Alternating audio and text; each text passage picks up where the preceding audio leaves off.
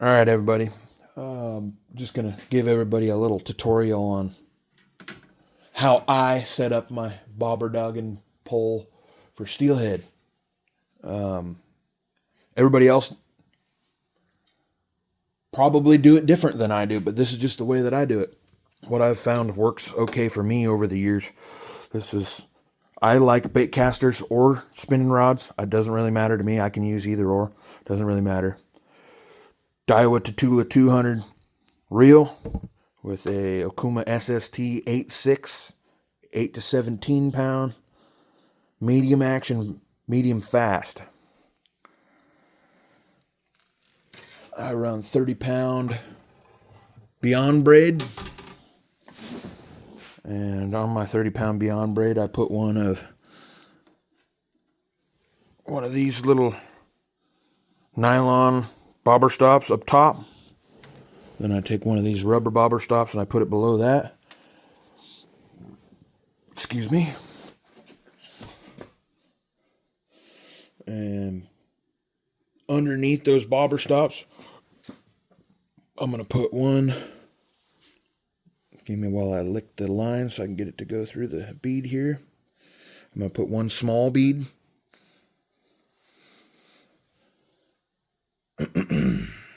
One medium bead. Then a high-vis corky. I put that on there just for me because I'm half blind. And I can pick this up when it's floating down the water sometimes. Just for extra visual while it's floating down the river. Then I'm going to use my West Coast float. Small bobber dog. Because I'm running a small presentation. Got really low clear water right now. So if you don't know West Coast floats, go check them out. Really good quality, made in the state of Oregon.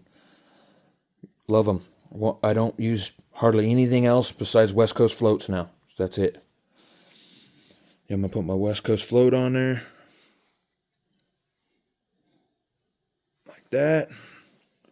Right below that, I'm going to put, just for me, just because, I'm going to put another random dark colored bead, just so that way when my bobber slides down and hits my three-way swivel, it doesn't smash the bottom of the bobber. It just bounces off that little bead.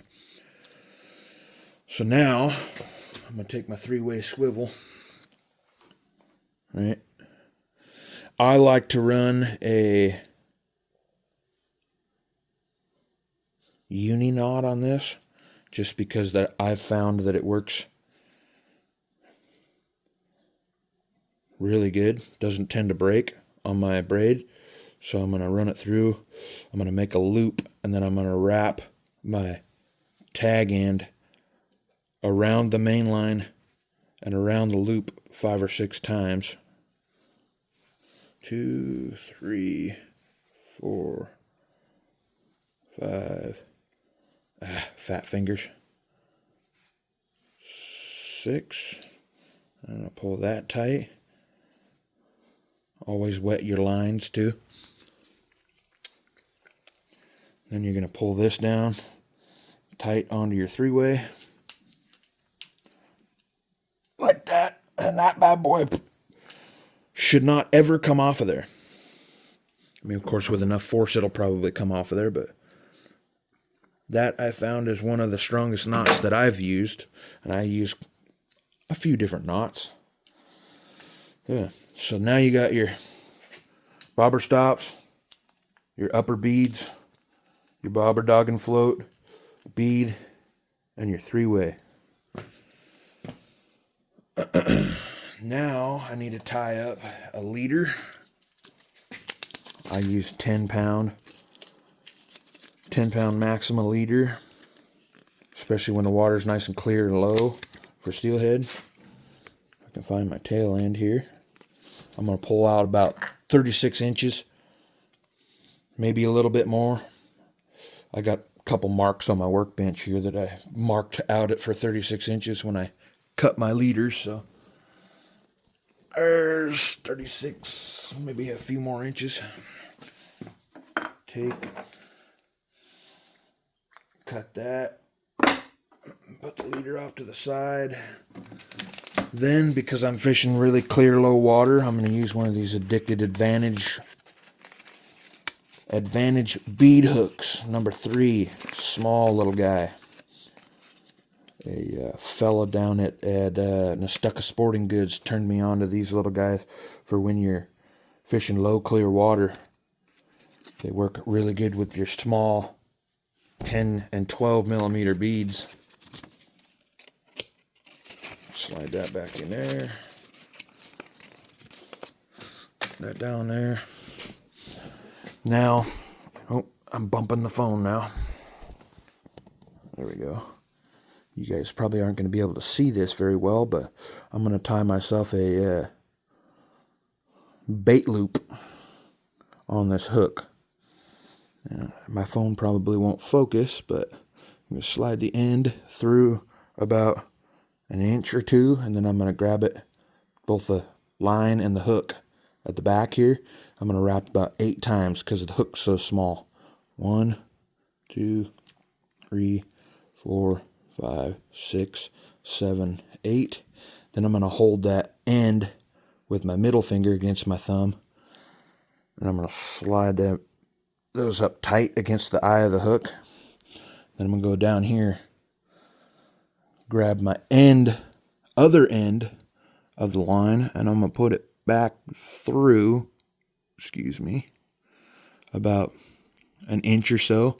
And then I'm going to reach over with my top finger here, and I'm going to pinch them all down together. Then I'm going to come back and grab this other end, and I'm going to wrap about 5 more times. 1, 2, 3, 4, 5. That's just the way that I've learned to tie a egg loop, bait loop.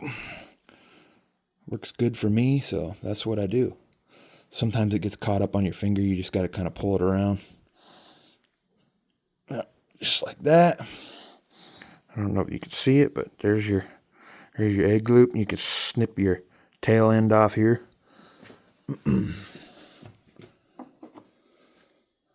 Just like this. It's a shame that Gerber doesn't make these fishing scissors anymore. These are some of the best scissors you can get right here. Well, Beyond Braid makes a pretty good set too, though. Here's my 10-pound leader, my Addicted Advantage bead hook with a bait loop on there, just in case I want to put a little shrimp or eggs or something on there.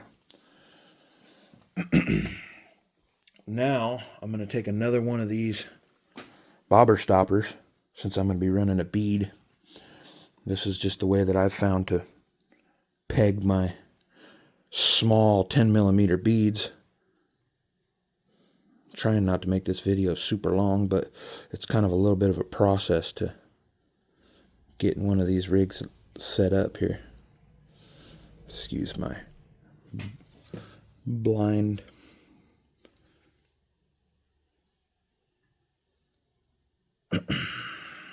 Pull that through like that.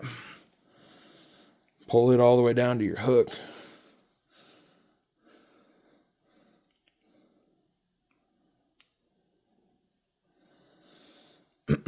Just like this, so it's up close to the hook, and you can slide your, since the bead is so small, you can't really use a bead stopper, so I use one of these rubber bobber stops to help peg the bead onto the leader. I'm going to use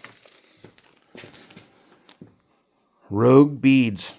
If you haven't checked out Rogue beads, they're hot right now. They're working great on rivers all up and down Oregon coast. Rogue River up to north of me. This is a Red Road 10 millimeter bead. Ryan's the guy that owns Rogue Beads, and he's an awesome dude. Gives me all the tips and tricks and pointers, and got great prices on great quality beads. So if you want some beads, go check out Rogue Beads. Facebook, Instagram, TikTok, or roguebeads.com. Yeah. So I'm going to take one of these little guys. Excuse me.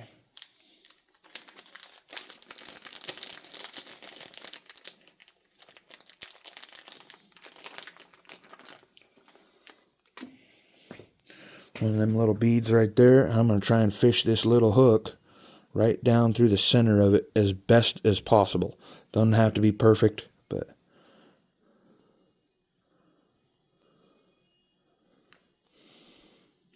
yeah, I'm a little off, but it'll be okay.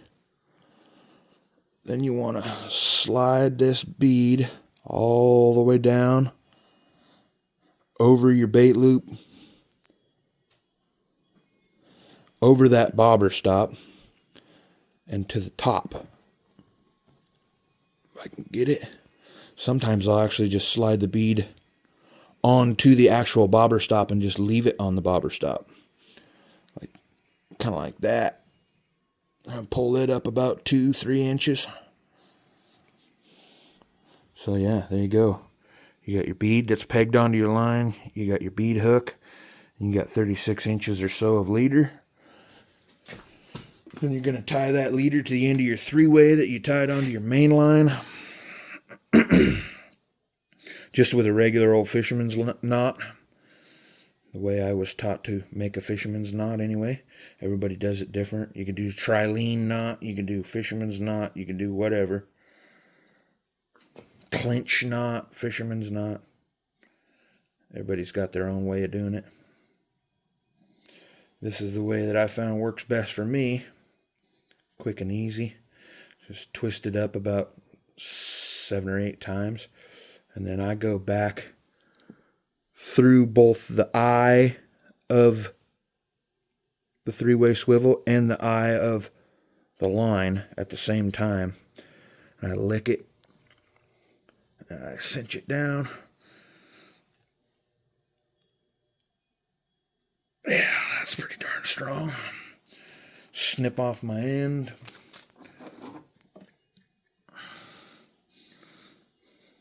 Snip off my end. Like that. You got your main line, your leader, like that. Then, yeah, that's pretty much how I do it from there. Or you can take and put another 18-inch piece of leader with another bead and tie a Duncan loop to this hook and run another 18-inch leader to another bead and have a double loop or a bead dropper. And with this small bobber dog, I'm probably going to run just a 3/8 Dave's Tangle Free. Put that on there like that. Yeah, that's how I do it. Bobber stop, a couple beads and a corky, West Coast float, 3-way swivel. God damn, my phone won't focus. Like that. To a 36-inch leader.